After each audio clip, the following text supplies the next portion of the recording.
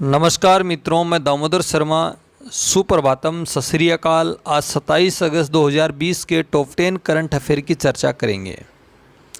27 अगस्त के लिए मित्रों पहला क्वेश्चन है, किस देश के राष्ट्रपति ने काला सागर क्षेत्र में बड़े प्राकृतिक गैस भंडार की खोज की घोषणा की है? ये तुर्की ने घोषणा की है। दोस्तों, तुर्की की जब बात करोगे, एशिया महाद्वीप में और यूरोप दोनों महाद्वीपों में आता है तुर्की। तुर्की को एशिया का प्रवेश द्वार कहा जाता है, यूरोप का मरीज कहा जाता है।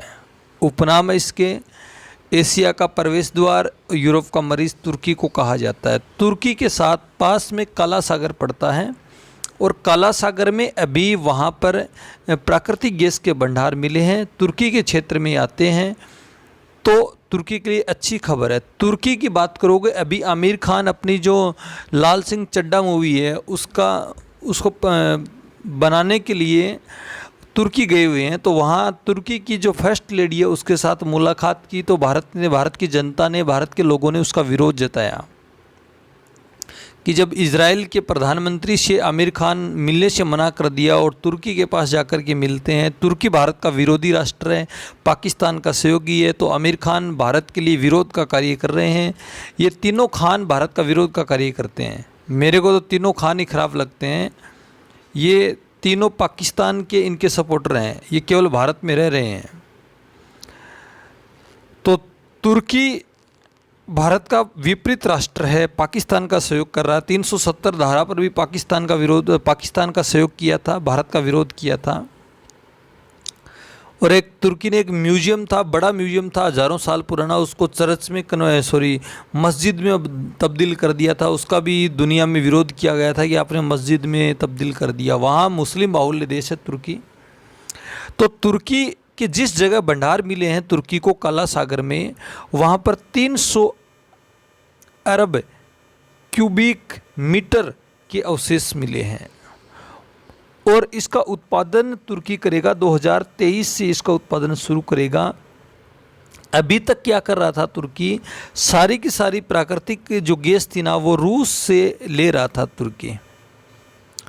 जब रूस से ले रहा था तो तुर्की की आप जनसंख्या की बात करते हो, उसकी जनसंख्या 8 करोड़ आबादी है और वो जनसंख्या ज़्यादा प्राकृतिक गैस पर टिकी हुई है। प्राकृतिक गैस से तुर्की की इकोनॉमी चलती है और जिसका तुर्की जो प्राकृतिक गैस लेता है वो रूस से लेता है। तो रूस अब क्या करेगा, तुर्की को जब ये भंडार मिले हैं तो तुर्की की रूस पर जो निर्भरता होगी ना वो कम हो जाएगी। तो तुर्की अपने आप में मजबूत हो जाएगा। तुर्की की मुद्रा भी है, लीरा मुद्रा है, और उसकी मुद्रा भी क्या हो जाएगी, मजबूत हो जाएगी।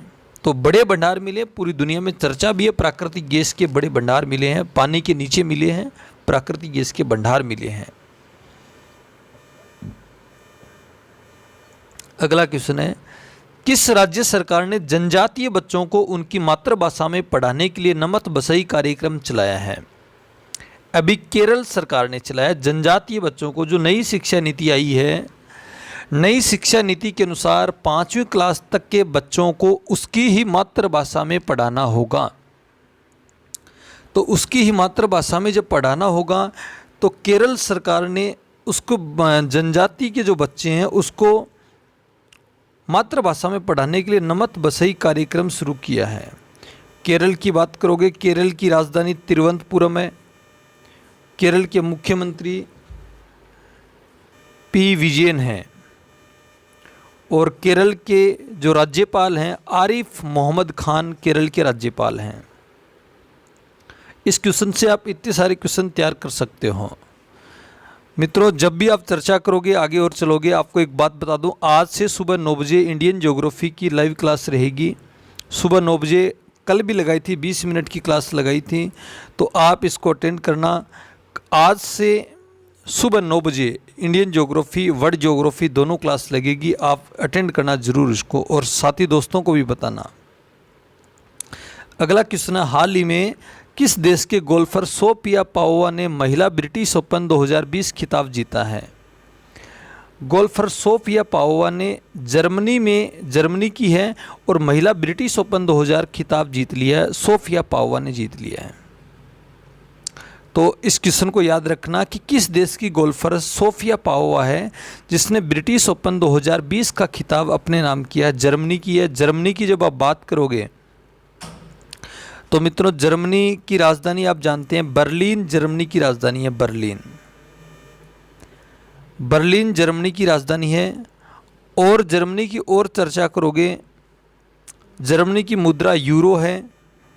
जर्मनी के राष्ट्रपति फ्रंट वोल्टर स्टोनविया हैं और वहाँ की खिलाड़ी गोल्फर सोफिया पावोवा ने ये खिताब अपने नाम किया है। अगला क्वेश्चन, हाल ही में किस देश में army 2020 international military and technical quorum में इंडिया पेविलियन का उद्घाटन किया गया है?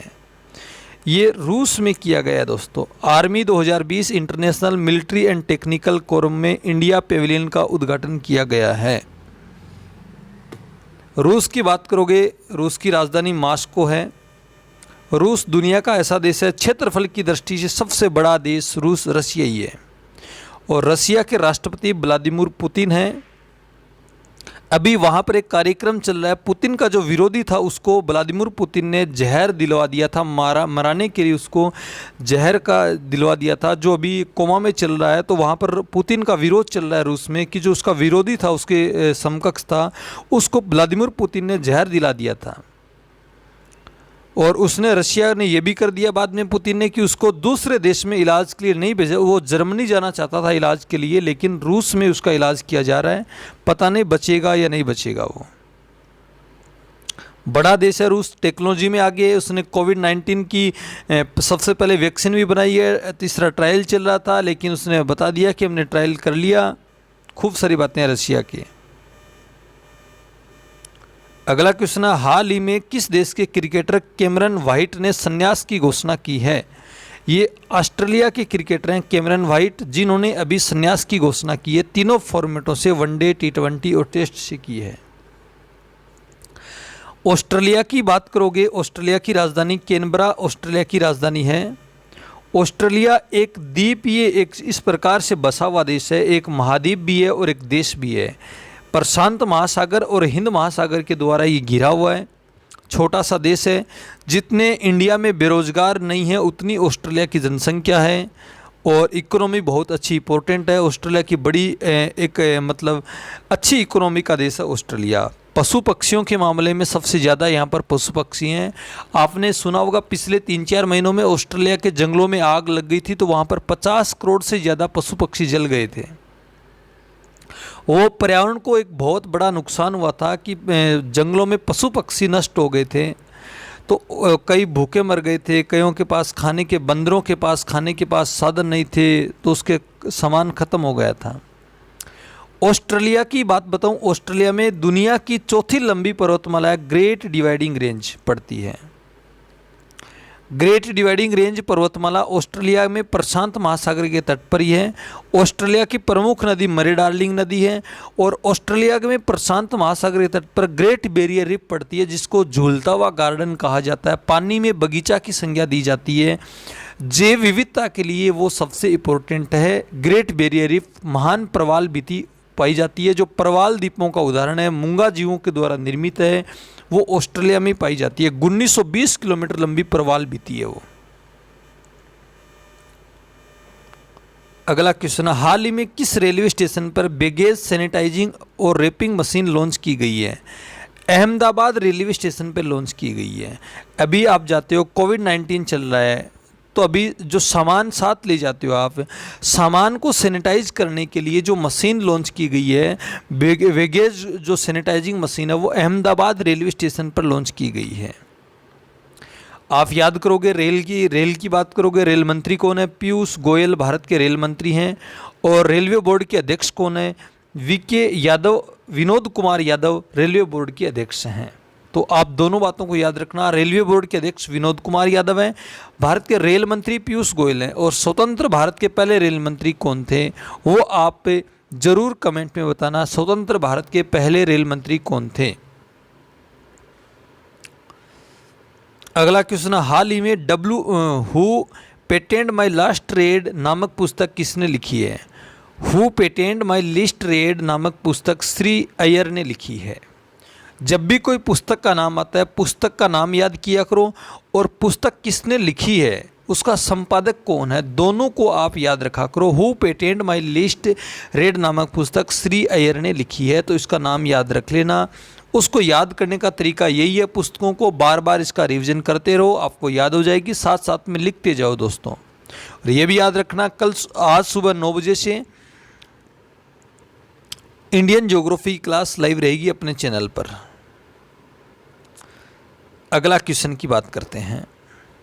हाल ही में किस राज्य के मुख्यमंत्री ने एनआरआई एकीकृत पोर्टल लॉन्च किया है? उत्तर प्रदेश के मुख्यमंत्री योगी आदित्यनाथ ने एनआरआई एकीकृत पोर्टल लॉन्च किया है। उत्तर प्रदेश की एकीकृत, जो उत्तर प्रदेश की बात करोगे, एनआरआई एकीकृत पोर्टल क्या है? कोविड-19 के कारण इकोनॉमी पूरी दुनिया की ख़त्म हो चुकी है, मतलब बिल्कुल डाउन में चली गई है। अब यूपी सरकार ने क्या किया है, निवेश को बढ़ावा देने के लिए और विदेश में जाने वाले लोगों की सहायता करने के लिए, उसको कुछ राहत देने के लिए ये एनआरआई एकीकृत पोर्टल लॉन्च किया है। तो उत्तर प्रदेश के मुख्यमंत्री योगी आदित्यनाथ हैं, सब जानते हैं। यूपी के जो गवर्नर हैं आनंदीबेन पटेल, उत्तर प्रदेश के गवर्नर हैं। उत्तर प्रदेश की राजधानी लखनऊ है और लखनऊ गोमती नदी के किनारे बसा हुआ है। जब भी आप बात करोगे लखनऊ किस नदी के किनारे बसा हुआ है, गोमती नदी के किनारे लखनऊ बसा हुआ है। उत्तर प्रदेश में ही अंतर्राष्ट्रीय हवाई अड्डे पड़ते हैं। लाल बहादुर शास्त्री अंतर्राष्ट्रीय हवाई अड्डा वाराणसी में है। चौधरी चरण सिंह अंतर्राष्ट्रीय हवाई अड्डा पड़ता है, वहाँ पर हवाई अड्डे भी उत्तर प्रदेश में है। और उत्तर प्रदेश जनसंख्या की दृष्टि से भारत का सबसे बड़ा राज्य उत्तर प्रदेश है। अगला क्वेश्चन, हाल ही में Bengal lockdown online film festival में किस लघु फिल्म को अंतर्राष्ट्रीय पुरस्कार मिला है? बंगाल जो लॉकडाउन ऑनलाइन फिल्म थी, उसमें एक फिल्म थी, एक शॉर्ट मूवी थी अभिलाष। उस अभिलाष फिल्म को अंतर्राष्ट्रीय पुरस्कार से सम्मानित किया गया। इसकी बात याद रखना दोस्तों। ये Bengal lockdown online film festival है, उसके एक शॉर्ट मूवी थी, उसको अंतर्राष्ट्रीय पुरस्कार से सम्मानित किया गया है। अगला है, हाल ही में वायुसेना में कैरियर से संबंधित जानकारी प्रदान करने के लिए माई IAF ऐप किसने लॉन्च किया है? वायुसेना के चेयरपर्सन RK भदौरिया हैं। RK भदौरिया ने वायुसेना में कैरियर से संबंधित जानकारी देने के लिए माई ऐप नामक ऐप लॉन्च किया है, तो आप इसको याद रखना। आप कमेंट में बताना भारतीय थल सेना के अध्यक्ष कौन है, भारतीय जल सेना के अध्यक्ष कौन है। ओके, वीडियो पसंद आए दोस्तों लाइक करना, शेयर करना, चैनल को ज़्यादा से ज़्यादा सब्सक्राइब करना। Damodar Sharma always with you, thank you for watching. और आज सुबह 9 बजे इंडियन ज्योग्राफी की लाइव क्लास रहेगी, उसको ज़्यादा से ज़्यादा शेयर करना आप भी। ओके।